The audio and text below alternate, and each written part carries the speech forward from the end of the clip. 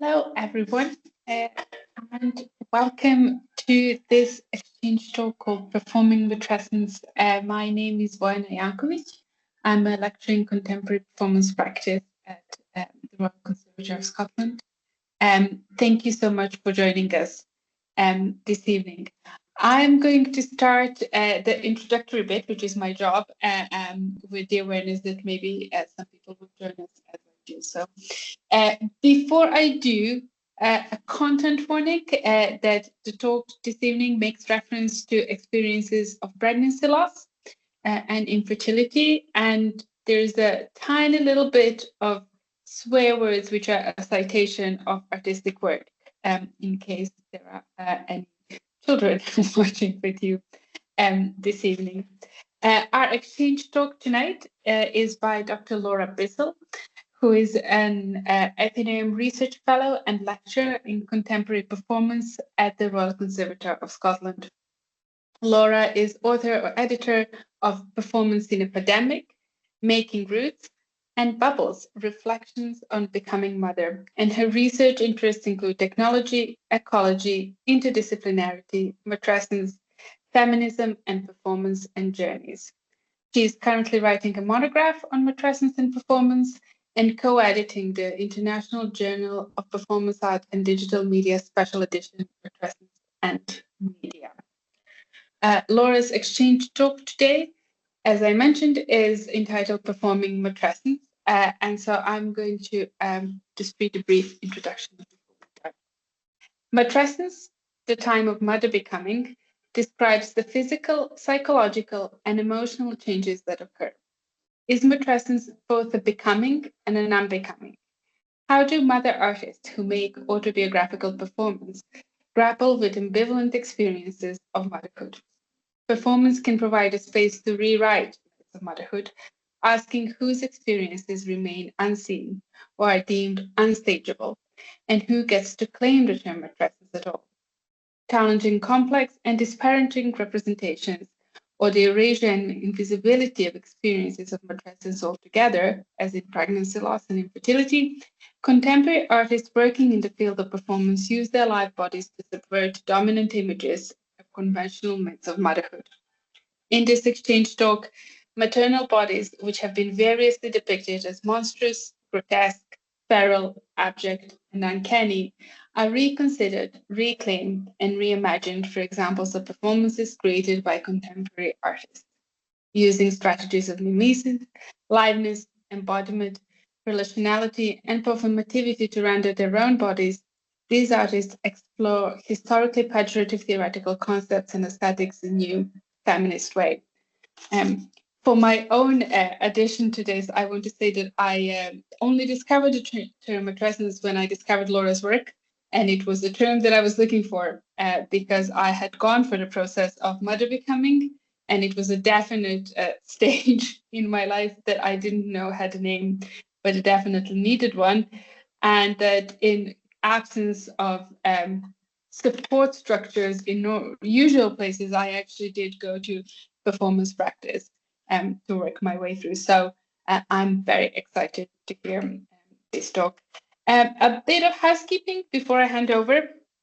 There is a link in the chat to a SurveyMonkey page where you can leave feedback and thoughts on this and other exchange talks, and we would really appreciate that. It helps us figure out the impact that these talks have, but also how to change them, make them better, and so on.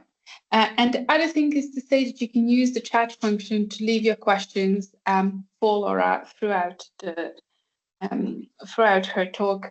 Once the official bit is done, we can pick up on those questions, but I would encourage everyone to just leave questions as they appear throughout Laura's presentation. Okay, with that in mind, that is all from me, and I hand you over to Dr. Laura Bissell. Thank you so much, Bojana.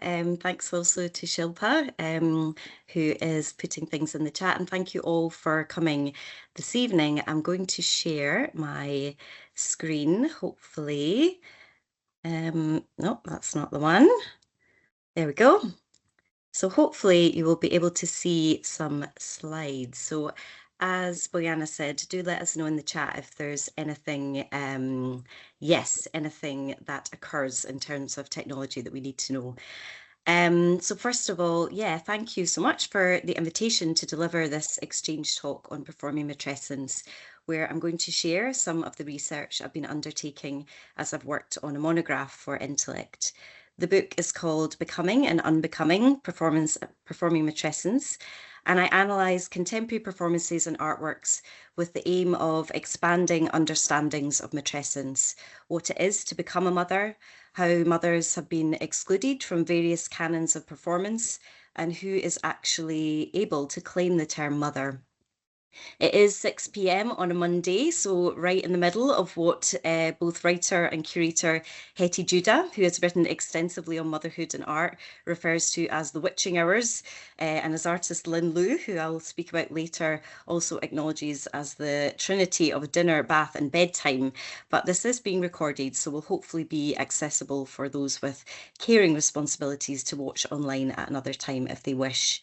And also, I can't see anybody, but just to reassure you that your mics and your cameras are automatically, they're unable to come on just in case you are cooking dinner and have some anxiety around that, as I sometimes do. So first of all, I want to thank all of the brilliant artists who have been so generous with their work and in giving me permission to write, speak and share images of their performances and artworks. I write about over 20 artists and companies. So the book is the length of a book and I have around 40 minutes to speak to you this evening. So I've curated only a fraction of the performances that I discuss, but I do want to extend my thanks to all the artists, even though I'm only sharing part of the wider project here. I connected with the Museum of Motherhood when I was grateful to receive an Athenaeum Award to attend their conference in Florida, which is live and online in 2023. I was online and it's their 20th anniversary next year. I undertook a remote residency with them in July of this year, and I just wanted to thank them for the opportunity to connect with their work and their networks as I've been doing this, this research. So, this evening, I'm going to give you an overview of the themes of the book and offer analysis of a few pieces of work, and then there'll be time for questions. This is still in process, so your questions, suggestions, feedback are very, very welcome.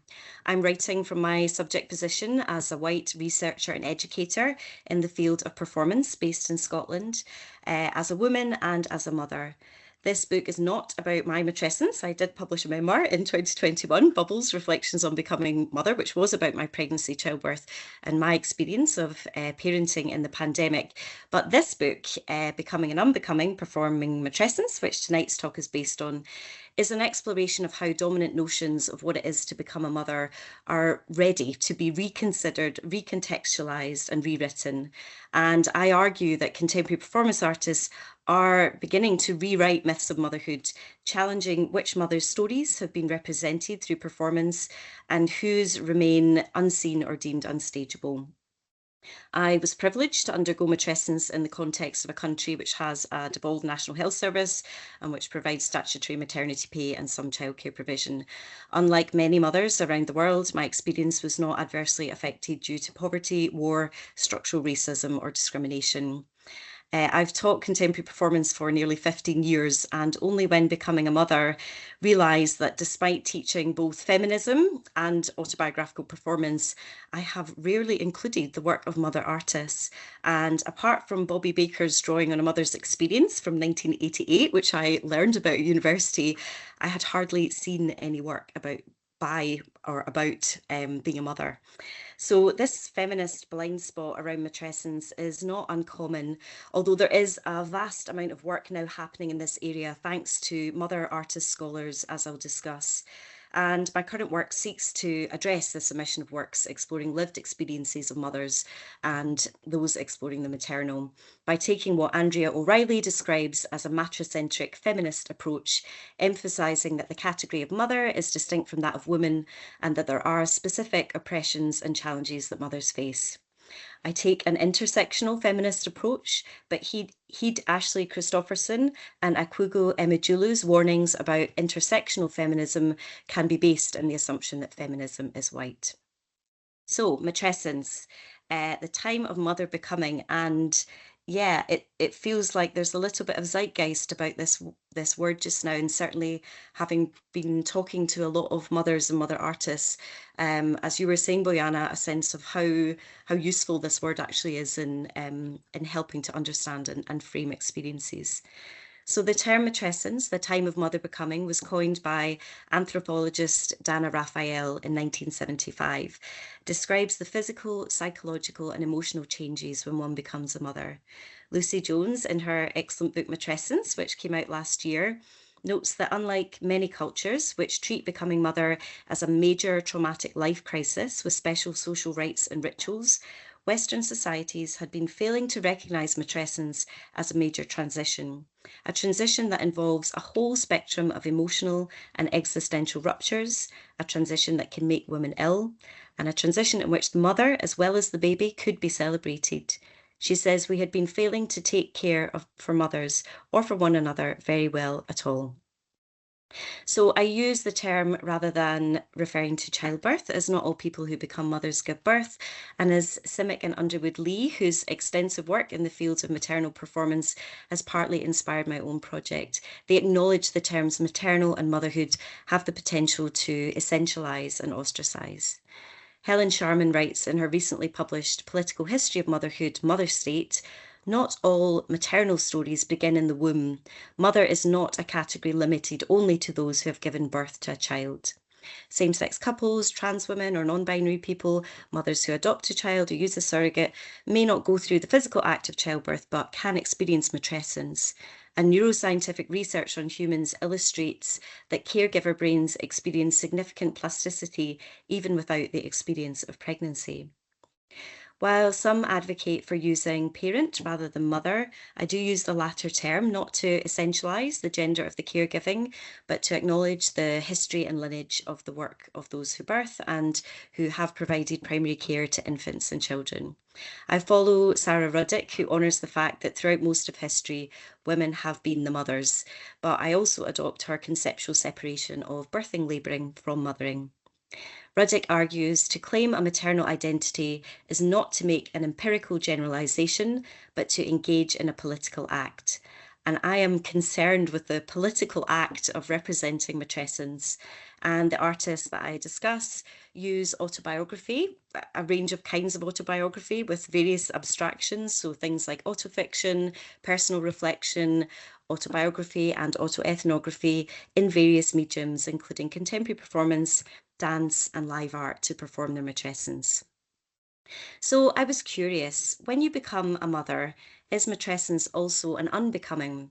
How do mother artists who work with autobiographical material to create performance grapple with difficult or ambivalent experiences of maternal subjectivity in their work, or simply experiences that haven't been seen before due to taboos and silence? And what I was interested in is interrogating what can performance do in expanding representations of matrescence. I've popped a few quotes up here by Lisa Beretzer, whose work has been also very influential in this project.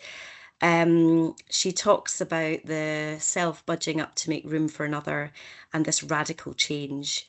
And she also talks about this sort of the idea that it's not a magical movement from one state to another, but that there is a certain horror disintegration in this. So this becoming a time of radical change kind of drew me to critical theory that would help me understand this horror or transformation through examples of creative practice. And I was really interested in what I was experiencing and hearing from other mothers, that in becoming a mother, there's also a sense of unbecoming, of what Baratzer calls the irreplaceable clarity of the borders of the self being blurred or eroded. And I was also interested in the connotations of unbecoming, this word, with definitions of the word including unseemly, unflattering, or ill-suited. And I wanted to look at how some maternal experiences have been deemed unbecoming or they still remain taboo. Lauren Elkin, in her book Art Monsters, argues that femininity has been perceived as a kind of abject and notes that the female body has played a role as a placeholder for that disgust. Feminist artists have rejected this patriarchal positioning to reclaim the abject, but Elkin warns of the problems of this approach. It takes the body and repulsion as universal ahistorical concepts when in fact they are anything but. By thinking about bodily repulsion in this way, we avoid having to look at or think about particular bodies, least of all our own. So when I've been considering how useful theories of the uncanny, the abject, the grotesque, the monstrous, and the hybrid are for feminisms, it is important to heed Elkin's acknowledgement that these are not ahistorical concepts, nor indeed universal, and that they are rooted in oppressions. If female birthing bodies have been rendered uncanny, abject, grotesque, monstrous, and hybrid, how could these concepts rooted in oppressions become empowering and feminist tools, or can they? Feminist artists working in visual art, film, installation, performance, and live art have found ways of subverting how these concepts are understood and read, but they are complex and contested ideas, often entrenched in Europatriarchal systems of knowledge and value. There is some leakage between these concepts, many of which hold ideas about transgression, and throughout my book they sort of bleed and seep into each other. And I consider how these artists use concepts and visual languages as political and artistic tools. In terms of the artists I write about, some of them are very well known and established artists whose works have been discussed at length. Others are emerging artists, and all of the works have been presented in professional contexts. Making visible the work of mother artists, and particularly using case studies of lesser known or emerging artists, is part of the aim of this project, in accordance with feminism's ambition, as Sarah Ahmed would say, to lift each other up. So I am going to turn to some works just now, and I'm going to start with the example I open the book with, which is Elsa James' 150 Lies, Myths and Truths. In 2006, while heavily pregnant, British African Caribbean artist Elsa James created a performance for film called 150 Lies, Myths and Truths. James is a conceptual artist, activist and writer who works with live performance, film, print, spoken word, neon and sound. Described by the artist as performance to camera, filmed on camcorder video with A to Z of 150 labels onto expectant tummy. The film shows James nude in a dark space with her face and body slightly illuminated and a series of white words being projected onto her pregnant belly. James' work speaks to the intersection of myths around race and gender, and James describes this work as a film made in response to a pregnancy scan confirming I was having another girl, and thinking about the multitude of terms that exist in the world, both historical and contemporary, for Black girls and women. These labels, hovering over the child still in utero, suggest that she is already being judged and categorized because of her sex and race. Hetty Judah, who included James's work as part of the 2023 Renaissance exhibition, describes the text as spanning racial slurs to gendered pejoratives to terms of affection. And in the slide that I'm about to show, there is a use of racialized language. It's not made clear which of the words are the lies, myths, or truths that the title refers to, but with the majority being disparaging or discriminatory, they convey the negative tropes and assumptions that are so often projected onto Black female bodies. This glossary acknowledges James' fears for her unborn daughter by naming these perceptions that her child is likely to encounter. So James' work made me think, when does a lie or a myth become a truth? When a story is told again and again, it becomes a narrative. It's cemented in some way. As Mina Salami says, stories turn into knowledge and knowledge transforms into matter. Salami uses the image of a baby in utero to illustrate this example. Just as the first structure that forms in the human embryo is the spinal cord, so too is knowledge the spine of all other ideas that shape our lives. Thus, when these derogatory labels are so frequently reiterated, they become ingrained. Even before her child is born, James suggests she is already under scrutiny, already being judged and condemned to a particular set of possibilities. Building on the work of Patricia Hill Collins, Danielle Procope Bell discusses how in the US, tropes of the mammy and welfare queen feed into disparities in Black maternal health. She argues that these stereotypes naturalise the inequitable conditions of Black mothers, and that these become reflective of Black mothers' personal choices and failings. Bell claims, in this way, these stereotypes become reality and seemingly ubiquitous. When I attended the Matrescence Festival in Exeter in June of this year, created by Lizzie Humber and Claire Tonti, a really brilliant event designed for mothers, parents and children, Sona Patton from Black Mothers Matter UK spoke about maternal health disparities and how Black mothers are 5 times more likely to die during childbirth or up to 6 weeks after, and twice as likely to experience stillbirth. James's projection of these silent namings, but powerful namings, suggests that usage of these lies and myths can make them so, transforming the projected labels into realities that can become fixed. So staying for the moment with artists who perform while pregnant, something which Simic and Underwood Lee note in their work is quite rare. Pregnancy is fleeting and exhausting, they say. There are only a few months when visibly pregnant. So within the book, I actually only have a few examples of artists who are performing pregnant. I'm going to turn now to the work of Hannah Ballou, a comedian, performance artist, researcher, writer and lecturer who makes feminist autobiographical performance. So Ballou made a show called Guga, so that's lowercase, Guga, when she was going through what she describes as her first carefree pregnancy in 2016. Guga, this iteration, as you can see capitalised, was intended to be a reenactment of the earlier work. As Ballou says in the opening to the show, you really should try to give your second kid the same attention as you give your first. But after a 20-week scan revealed a heart defect, Ballou's pregnancy takes what she describes as a hard left turn when she received a traumatic fetal diagnosis and it was unclear if her baby would live or die. Ballou had been inspired by the work of Ursula Martinez, in particular Family Outing 20 Years On, a show Martinez had made using documentation from a performance 2 decades before. So Martinez re-performed the show while the original performance was projected above her, making the present and the past resonate with each other. Her father had passed away, so was not present. He was present on the screen, but absent from the stage. And her mother had dementia and so could not remember her lines. And Ballou intended to borrow this concept to re-perform her pregnancy show, creating a comedic performance. However, the global pandemic and news of her 20-week scan threw this off course. So it was in this context in 2021, with theatres closed and in her 33rd week of a difficult pregnancy, that Guga was performed to camera. The re-performance of her earlier work, including footage from the original Guga from 2016, becomes impossible as she narrates her story of uncertainty and potential pregnancy loss or stillbirth due to her child's heart defect mid-pregnancy.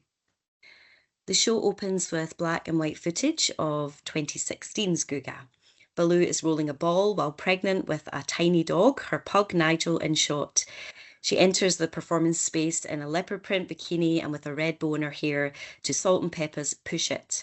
Her daughter appears pushing a small ball wearing a miniature version of the same outfit. Discussing the child as double, as a form of temporal doubling, Naomi Klein asks, what are children for?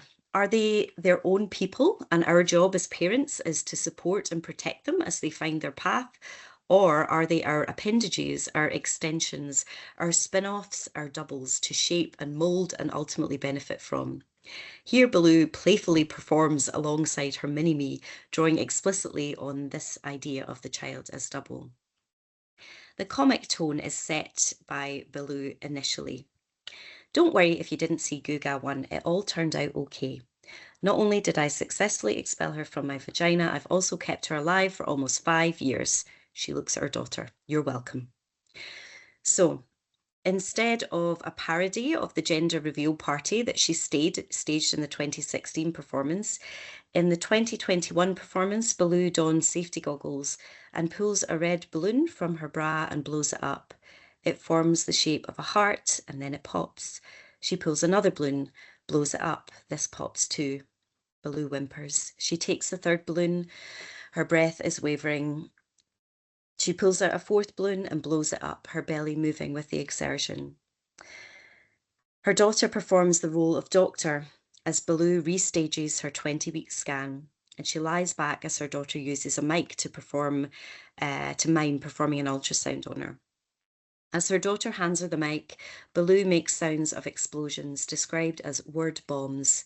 They reveal that the baby has quite a large heart, followed by the phrase Great Ormond Street Hospital. She tells the audience she was hyperventilating, kicking the table like a tantruming child. They go to Great Ormond Street for more word bombs, exceedingly rare. We've never had a case, impossible to predict. Baloo addresses the baby. Yesterday you were happening, you were a given. Today you are Schrodinger's baby, both alive and dead until we can open the box. Nope, that's a shitty comparison because you just kicked me in the cervix, so I'm pretty sure you're still alive. The schism between the original and the re-performed, the digital double and the live, is really clear as Baloo salutes the NHS and describes the potential outcomes for her child in a parody of the use of fruit and veg in pregnancy apps to measure the growth of the baby, but with all the potential difficulties her child could encounter. With the outlook grim, Baloo turns to dead baby jokes and reflects on how rare stillbirth is the topic of comedy or live performance. She says, the classic art of dead baby jokes aside, stillbirth comedies are few and far between. Between the jokes are moments of devastation. Baloo lies naked on the floor, on her side in Shavasana, corpse pose adapted for pregnancy, and digital audiences are invited to search online for audio of David Bowie's Magic Dance and to hear it in real time as she listens to it on her headphones. This is her and her baby's song. It's 4 minutes and 12 seconds long, and Baloo lies on the mat for the duration of this time. Baloo, performing in 2021, harking back to 2016, is inviting audiences in whatever moment they are in to experience what Ellen Diamond calls now time with her for the duration of this song, to join her in this act of mimesis and what she describes as a maternal act of waiting. I mentioned earlier that in the first performance in 2016, her pug Nigel had appeared, but Baloo's attempts at re-performing the original show are made impossible once again, as she invites audience to welcome to the stage Nigel's ashes. A white and blue urn hold the remains of Nigel as Baloo tells audiences that he died in 2020 at the beginning of the pandemic. After a one-sided interview with Nigel, which further reaffirms the impossibility of this re-performance, Baloo reflects on hope before warning audiences to get ready for some woo-woo shit, y'all. Bowie's Magic Dance plays as Baloo squats, takes the lid off the urn, and pours Nigel's ashes over her belly, crying. She takes a balloon from her bra and blows it up to reveal the shape of a heart. This balloon does not burst like the earlier iterations, and Baloo ties the balloon and holds it in front of her belly before letting it go. It flies upwards. The reenactment of the earlier scene with the balloons here has a different outcome. In repetition, something has shifted. In this final moment, Baloo attempts to visualize through the ritual and balloons what one of the final quotes at the end states, Alexander Pope's statement that hope springs eternal in the human breast. So I'm going to move on to speak a little bit about my chapter on sustenance. So providing sustenance for your child is one of the key preoccupations for parents. And I look at a range of words that examine feeding. Using Kristeva's concept of abjection to explore lactation, as well as intersectional feminist critique of this, I consider multiple ways of providing sustenance, explored through performance by those who breast or chest feed, bottle feed, or use milk donation.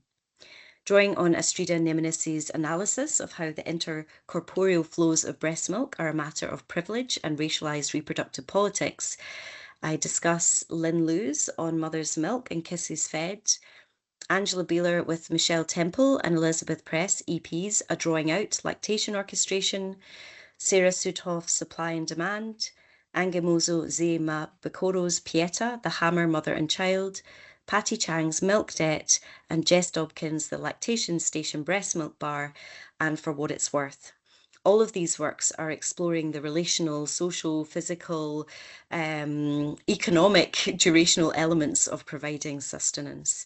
So I'm only going to speak about the first performance I mentioned in this chapter, but I'm attempting in this chapter a sort of milky ecology of performances.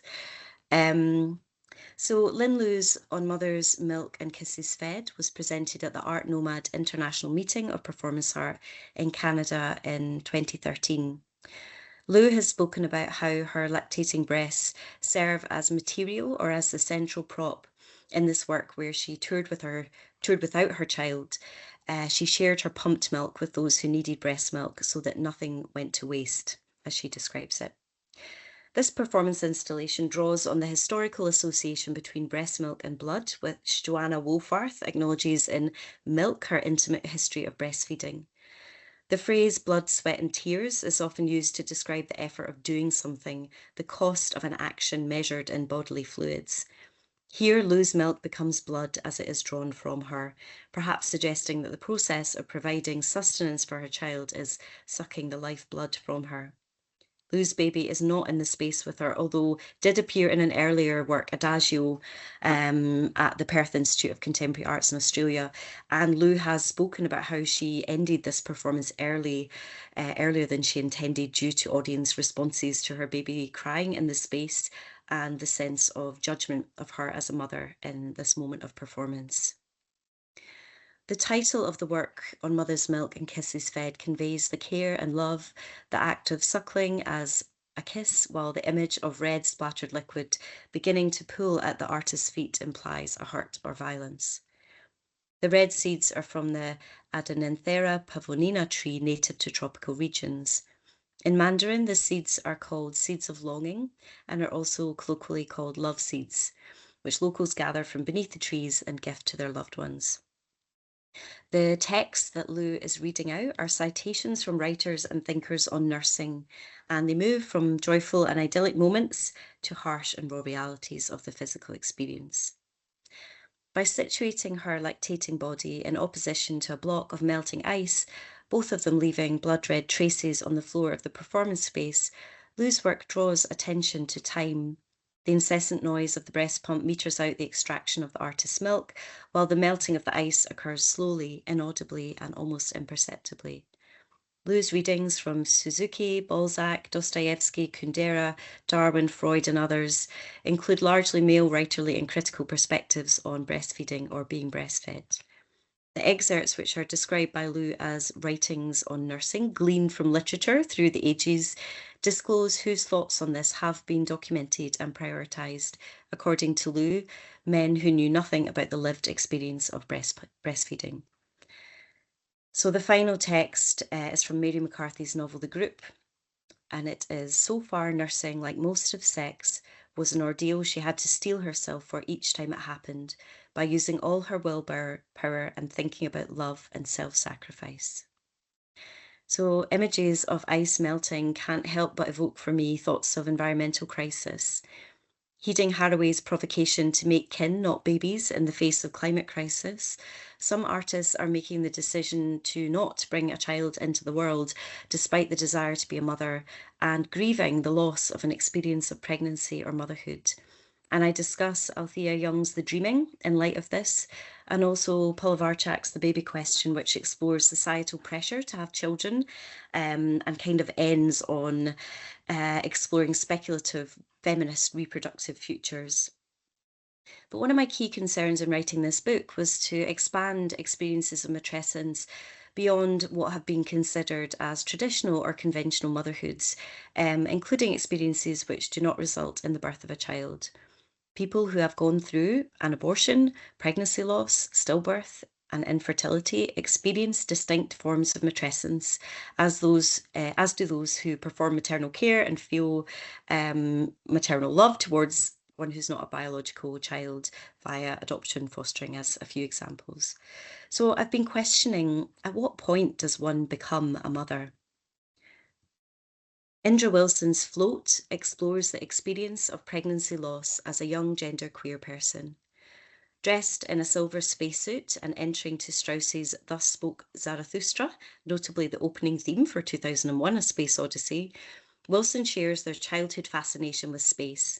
Inspired by Barbie, who went intergalactic in 1965, 4 years before Men did, the artist tells audiences how they put stick-on stars from Poundland on their ceiling and responded with astronaut when they were asked what they wanted to be when they grew up. Answering a series of questions in the astronaut aptitude test to see if they are up to the task of a 9-month space mission with NASA, Wilson explains that they don't have a degree in mathematics or engineering, but does have one in the performing arts. The tone of questioning changes when NASA asks if they want to have children, and Wilson responds, "I'm sorry, is that actually part of NASA's questions? It feels a bit misogynistic if you ask me, and it's quite complicated." The voiceover NASA apologizes and they start getting to know each other, flirting and vibing to a soundtrack of smooth jazz. This is interrupted by Wilson's need to vomit, the first sign that this mission might be one of pregnancy rather than intergalactic travel. Shit, a positive result. Shit, I'm going to be a part of NASA. Shit, I'm going to space. I'm not doing this alone, am I, NASA? I've got you, don't I, NASA? NASA? Wilson reflects on their single status. A solo mission, not unheard of, but definitely not recommended, and then shares how their family took it. I was dead nervous they were going to think I was fucking up my whole life, but actually they got it and they trusted me. My mum took it the best. She also went on a solo mission, roughly the same age as me, so she just got it. For the first time, she saw me as an equal and not as her child. Becoming a mother is analogous here to entering space as an astronaut, both at times unfathomable unknowns. Despite worrying that the nurse at the antenatal appointment will think they're too young or not capable of going into space, Wilson's first scan reassures them that they've got this. And I see it. I see the mission. I see the plan. I see you and me holding your hand. I see it all. The nurse looks at the screen with the same amazement as me, even though she must have seen this tons of times before. Sometimes you can't quite make it out, but that's okay, because it's a tiny bit of starlight which pushes any seed of doubt away. And I was so scared about being alone, but now I realise I never truly was. I've got you, my wee star. You see, I've been experiencing this tiny little thing, and I've Googled it, and everyone's telling me it's fine, but I just want to talk to someone. The speech is interrupted by a loud buzzer, a phone alarm going off, and Wilson explains that the midwife tells them that every new astronaut gets 10 minutes of her time only, and the question goes unanswered. Wilson shares with audiences that they started to float a little bit sooner than expected, but I just trust that I know what I'm doing, and after 3 days of entering the solar system, I smack down onto the moon's surface and I land. Wilson repeats the phrase, "This is a successful mission. We don't lose. No, we don't lose a successful mission," again and again until they confess, "I don't lose you." The screen behind Wilson changes from images of the burning wreckage of the 1986 Challenger mission disaster to US President Ronald Reagan addressing the nation on what should have been his State of Union address, claiming today is a day for mourning and remembering, as Wilson mourns the loss of their pregnancy. With the stage in darkness, only sparkles of starlight are visible, reflecting the silver of their spacesuit. Wilson says that they stay there for a while, floating. Victoria Brown discusses how pregnant time is usually imagined as a linear passage towards birth, and accordingly, the one who miscarries appears as suspended within an arrested journey that never arrived at its destination, or indeed as ejected from pregnant time altogether. Brown suggests rethinking both pregnancy and miscarriage through the lens of suspended time, a theoretical move that shifts the accent from the future as the dominating frame of reference to the lived present. Brown poses the question, what is the value, meaning, or significance of a pregnancy that ends without the birth of a child? And in Float, Wilson tries to explain the sense of loss. You see, when someone passes, you normally reminisce, go through your mind like a filing cabinet of beginnings, middles, ends. But what do you do when you were robbed of your middle? I have to see these medics for months after. They want to check my hormone levels are balanced after I've been in space.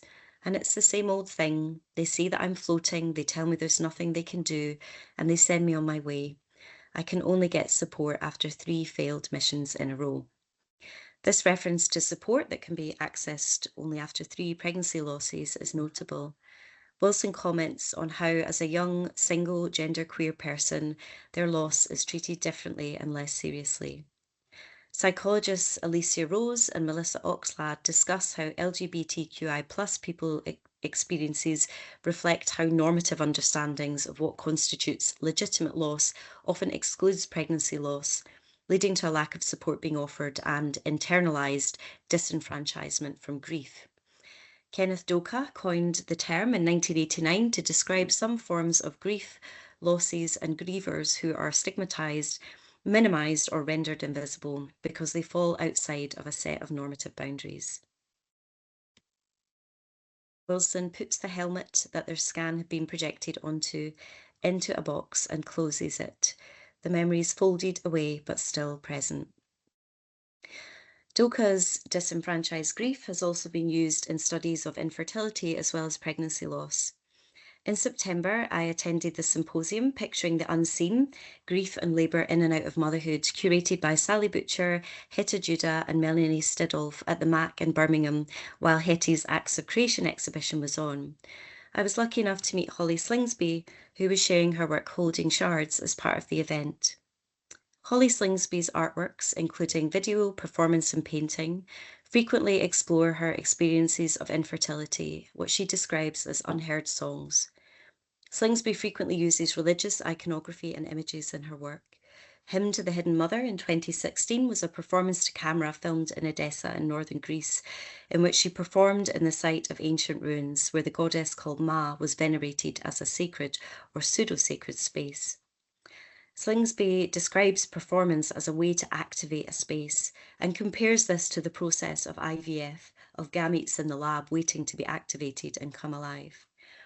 Her subsequent work, Estra Eats Estradiol, is described by the artist as her first deliberately autoethnographic work when she made during her first and second rounds of IVF. Estradiol is a hormone used to regulate the menstrual cycle. During this period, Slingsby's mother died, so she discusses how all of her relationships to motherhood were embedded in this work. Using the goddess Estra as a persona, Slingsby describes the ambivalence between a faith-based and a science-based approach to infertility. These works use Christian iconography in live performance to, and this is Slingsby's quote, to develop a language for a lived experience which is very difficult to articulate. There's a real generosity in sharing these experiences which have been deemed taboo. As Dee Hedden says, the telling of stories about oneself is part of the construction of an identity for that self, but it is also about making visible what has been silenced or deemed unstageable, and therefore potentially impacting other people who are going through similar experiences. This research project asks what the medium of performance can do to expand representations, iterations and understandings of matrescence and its evolution and ongoingness. Through analysis of contemporary artworks, I build on feminist scholarship on maternal performance and question whose matrescence has been made visible, focusing on those which have been underrepresented from LGBTQI+ matrescence and queer families. I also look at multi-species maternal practices, consider specific intersections about myths of motherhood which affect BIPOC mothers. What I would say is that there does need to be support and safety and resource in developing autobiographical performance. And at times I think this is a barrier. This research invites an expansion of who gets to become a mother, troubles when this process might begin, and argues for the importance of including experiences of loss, grief, choice, lack of choice in discussions of maternal performance. perhaps inviting a revision of these unbecoming conceptual areas that have been connected to maternal bodies. As I said, I look at the uncanny, the abject, the grotesque, monstrous and hybrid. Perhaps this is where the political potential of these works lie. Familiar myths of motherhood are seen anew and rendered questionable by previously ignored, sometimes messy and rarely witnessed matrescent experiences. I've tried to explore how contemporary performance can expose, as James articulates in her 2006 work, the lies and myths of matrescence, while also expanding whose truths are deemed as stageable. Becomings are also unbecomings, and in acknowledging this, the known, what we think we know, can be challenged, the unknown can become known, and the cracks for new understandings of what it is to perform matrescence can be revealed. So I am going to end there. So I will stop sharing. Yes. And maybe just before we go to questions, I just wanted to mention, Bojana has said about the Matrescence Media special edition that I'm co-editing with Elena Marchevska and Jodie Hawkes. I also look at Jodie's work in the book. That'll be out early next year. And also another project I'm doing, Lucy, Tyler and I are going to be sharing a performance lecture of our practice research work, Term Time, which is about academic mother work. That's going to be at the Guildhall Research Works programme on the 24th of February. But yeah, thank you for listening. And yes, over to you, Bojana.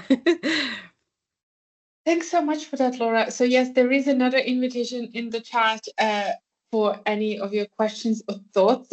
We have about 10-ish minutes for discussion. And I have a question. Bear with me if it takes a bit to get to it, Laura. But I'm throughout your talk, I kept thinking of the immense structural impediment that exists in definitely in the UK cultural institutions, and I'm sure outside of it, for parents, mothers, to not just make performance but continue making performance once matrescence has occurred. And I think some of it you mentioned, for example, in Lou's in discussion of Lou's work, and the fact that she was breastfeeding, but her kid wasn't doing with her, and so forth. And I'm just wondering if there is anything you can speak to in terms of how these structural impediments appear or remain silent in the work that you look at, in terms of working hours, payment conditions, ability to work with and around childcare, to have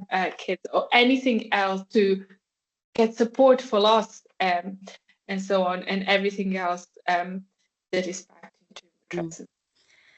Yeah, and I think that obviously I've been kind of focusing on works that sort of center experiences of matrescence, but I should say there are many mother artists who do not make make work that is kind of themed around motherhood or matrescence. But in early 2023 I did some interviews with mother artists based in Scotland and Ireland, because I was really interested. I'd read Julie Phillips' The Baby on the Fire Escape, which is sort of famously kind of titled as this myth about the painter Alice Neal, who her in-laws said that in order to get her painting done she was like putting her baby on the fire escape, and it wasn't true, but it was a sort of this idea that that in order to do your artwork you're not being a very good mother. So I read her book, which is all about visual artists and writers who were mother artists, and it inspired me to think about speaking to, because all the artists she looks at are no longer alive, so I thought I will speak to artists about their experiences of returning to their arts practice after becoming a mother. So my questions were not about what you're often asked, which is like, did you breastfeed or bottle feed, or how's the baby sleeping? There was no questions actually about the child. It was all about the relationship to an art practice and trying to return to that after a period of interruption of maternity leave. And what I was hearing consistently from mother artists, and and I've heard lots since then, is that there are big structural problems. And, I was looking at a small number of artists in the Scotland and the UK, but Hetty Judah has a book, How Not to Exclude artist parents, artist mothers, and it's about the structural problems. And some of the artists that I spoke to were saying things like, you can be told, yes, you can bring your baby into work, or yes, you can bring it in for this creative process, but really the space doesn't change. The onus is on you, and it's, the words might be spoken that this is possible, but actually it can feel very, very difficult. And one of the artists was also reflecting on a dad that she was working with who consistently brought his child in and asked for childcare, and was saying it's actually I feel able to do it, but I understand it's it can be a barrier to kind of to try and change space. I think things are changing. I think there's been lots of good recent projects and little pots of money that have been going into sort of investigating, but there are huge problems and huge difficulties, also in terms of whether or not you're working freelance, whether or not you're employed, what kind of maternity pay or childcare you're able to access. So yeah, I think there's some huge problems, and a very inspiring experience I had that I mentioned in the talk, and I also write about in the conclusion of the book, was the Matrescence Festival in Exeter, which was just a brilliant range of speakers, but also creative workshops. But the space was completely designed for children and parents. So, for example, there was headphones on every seat, so that you could wear headphones and move out the space to be outside with your child, or to go and change a nappy, or do whatever needed done without missing out on the talk. There was loads of just like celebration of having everybody being able to bring their whole selves to to that space, because it had been designed with parents, with mothers in mind, and that is not, it felt very radical, because that is not how that is not how things are generally.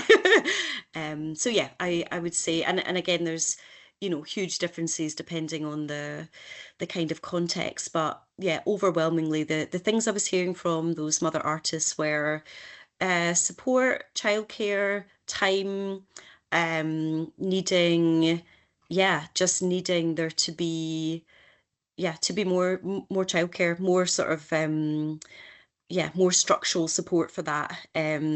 So yeah, it was really illuminating, and it also reflected a lot of my own experiences of of navigating some of that as well.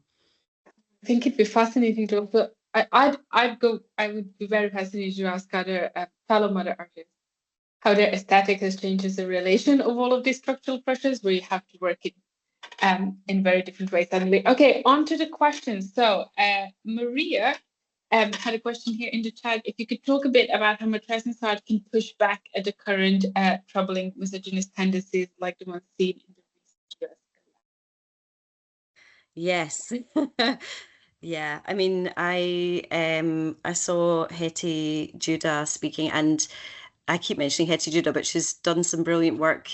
She's a curator and writer, and has published a book called Acts of Creation, which was also a touring exhibition. It's coming to Dundee actually next year, in February, I think, to Dundee Contemporary Arts Centre. So I would highly recommend going to see that. But yeah, she was talking about going to kind of launch her book in America. This was pre-election result, but in the context of kind of Roe versus Wade rollback, and very specific conversations that are happening in a US context about control over women's bodies, and about reproductive rights, reproductive justice. I feel very I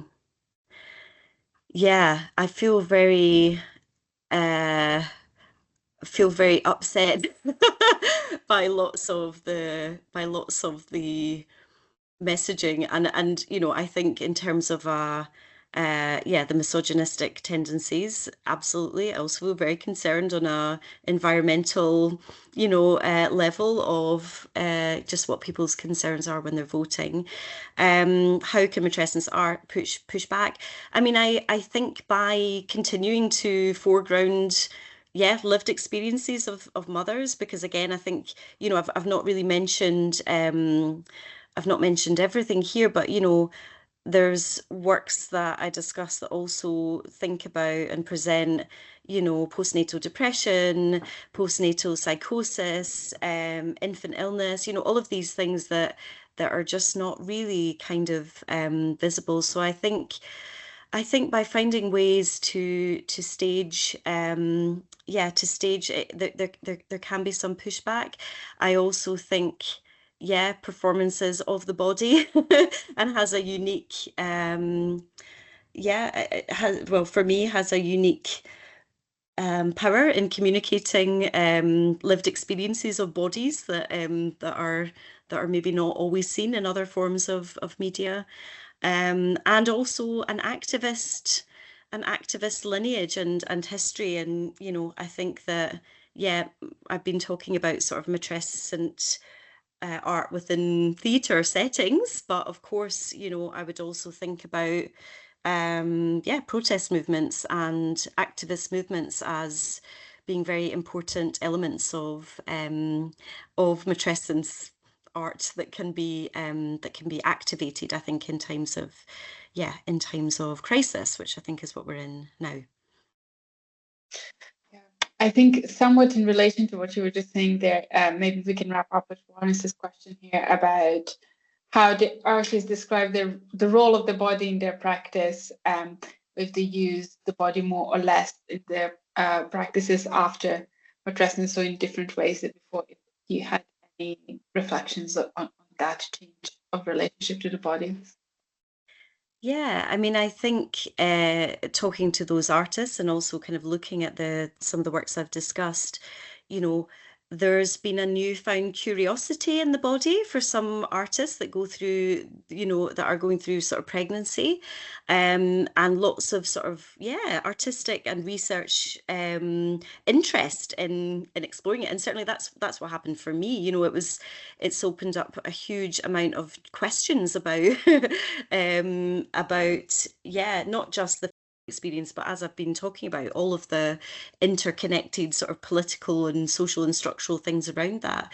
I think what I was hearing from artists was some were very curious about exploring their new embodiments, but there was also anxiety about, is anyone going to be interested in this? Our audience is going to want to see it.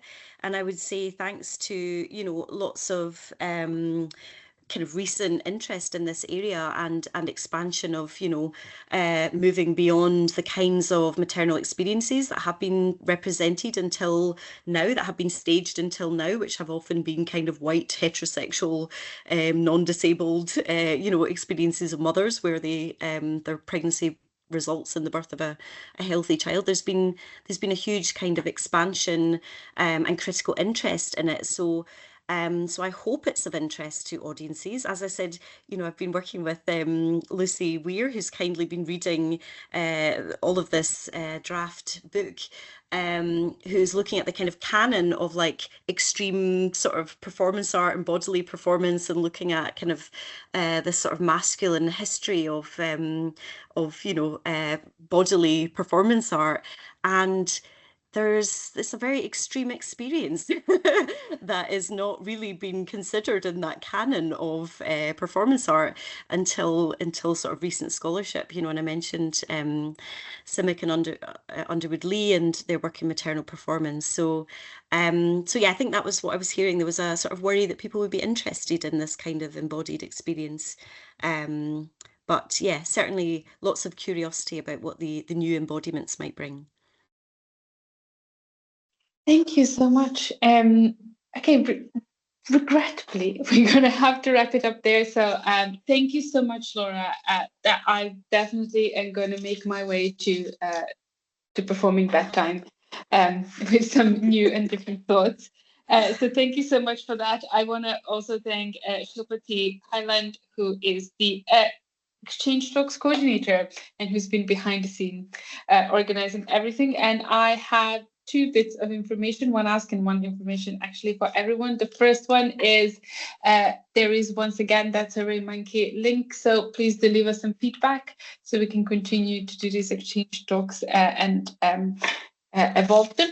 And the other last bit is of business is to tell you about our final exchange talk of the year, which will take place 2nd of December at 6 p.m. at the 5 Lecture Theatre. It's going to be an in-person event. And this exchange talk is entitled, I am finding the title right now. Let's go to some other information. It's by Elaine Strait, yes, and it is, Elaine Stirrett, and it is called Finding Safe Spaces, Community, and How to Be an Ally Within the Arts Industry. In a world and industry supposedly post-Me Too, has the work been done? Are we as safe as we can be in our workspaces and training organizations? Join Elaine from Persistent to Nasty for an open, honest, and hopeful conversation, once again taking place on the 2nd of December, 6 p.m. at the RCS in 5 Lecture Theatre. That is all from me. Thank you once again to Laura for this wonderful talk. And thank you all for joining us. I hope you have a pleasant evening and we'll speak to you all soon. Thank you. Thanks so much.